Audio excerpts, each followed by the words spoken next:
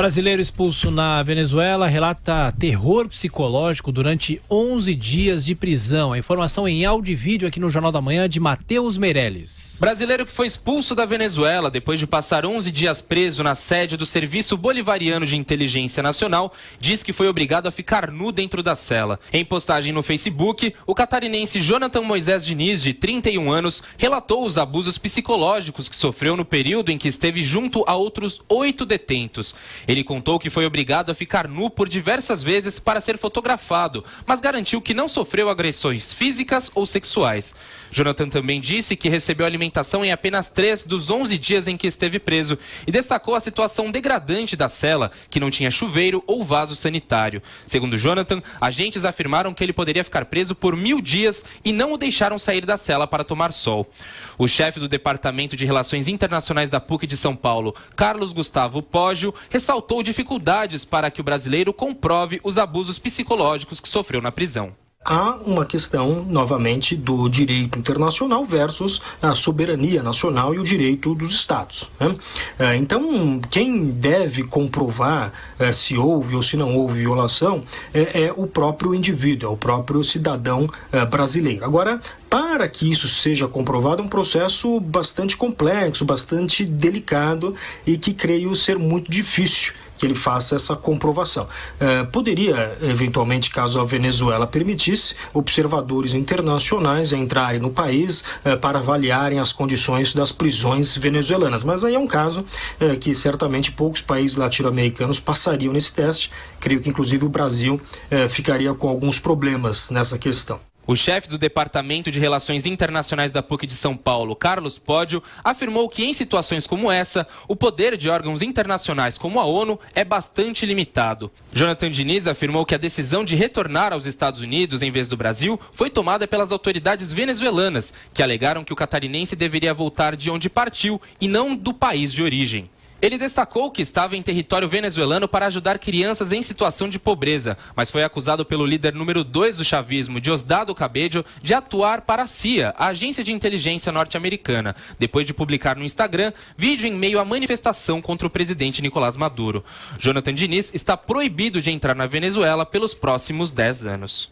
O caso da Venezuela é complicado. Tem uma polêmica recente de um ex-ministro venezuelano que propôs para solucionar a crise venezuelana uma invasão coletiva aí de um grupo de países, das suas forças armadas, para tentar resolver a questão na Venezuela.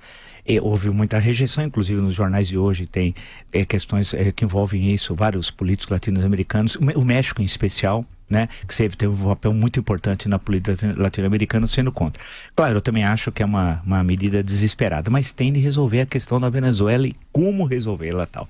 Então, essa é uma questão. Lembrar que o governo petista, durante 13 anos e 5 meses, ajudou em muito o governo venezuelano. Não podemos esquecer. Lembrar das obras, entre aspas, da Odebrecht, dos empréstimos do BNDES não pagos, tal qual já era falado à época, né? Não é fazer uma profecia do passado. Tudo nós dissemos isso à época, esses empréstimos nunca seriam pagos, tal.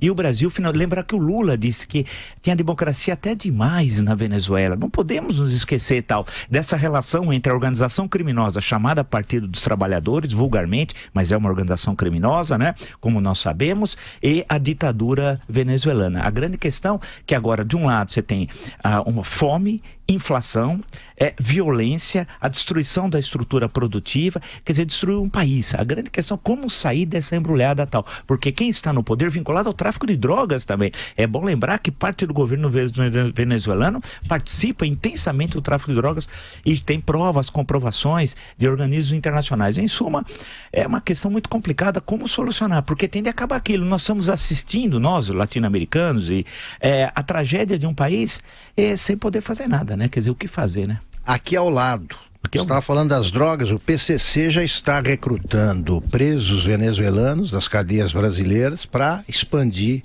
o tráfico, a produção de drogas já está entrando na produção. Sim. Já não é mais um negociador. Eles eram aliados, o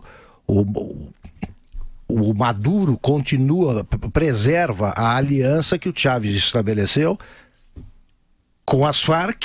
Sim. E ele vai se aliar agora com o PCC. Qual é a diferença? Não tem diferença nenhuma. Agora, você tem razão, Vila. Eu fico pensando no seguinte, que a mera saída da Dilma já melhorou alguma coisa para os brasileiros, ou pelo menos para quem tem vergonha na cara. O Chávez assumiu em 1999, se não me engano, né? Ele começou a fazer o que fez, até enquanto viveu, com o governo Lula. Essa história tem democracia até demais, é um país exemplar, continua. A Gleisi citou a Venezuela como exemplo há pouco tempo no Foro de São Paulo. Quer dizer, na cabeça do PT, a Venezuela só não é o grande país que tem tudo para ser graças aos líderes, porque o capitalismo americano, o imperialismo americano não deixa, os reacionários brasileiros, e acho também, como você, que vai acabar tragicamente esse negócio, porque eles não entregam o poder sem pelo menos tentar uma guerra civil, eles não vão entregar pacificamente. É isso. Infelizmente. Ajudamos a montar essa bomba ao lado. Porque alguns no países. Governo do PT. Dada a importância que tem o petróleo e os recursos que a Venezuela tem, a saída é complicada. No Equador, agora o próprio Equador está encontrando sua saída, porque aquele que tinha sido indicado por Rafael Correa rompeu com Rafael Correa e tal, e tudo indica que o Equador está saindo desse buraco. Sobra a Bolívia. A Bolívia, com todo respeito, nós sabemos, tem uma pequena importância econômica, política na América do Sul, tal. Então ali não conta, né? Mas os grandes aliados eram, aqui na América do Sul, do chavismo e do petismo, especialmente esses dois. Porque os outros, na Argentina, perdeu a eleição. Eles estão acabando. E tudo indica que ali... E no caso do Uruguai, um novo presidente uruguaio foi discretamente se afastando, rompendo com a visão lá do Mújica e tal. Então a situação é que, e aí o Augusto tem toda a razão, grande parte da tragédia venezuelana tem de ser creditado na conta política da organização criminosa chamada Partido dos Trabalhadores.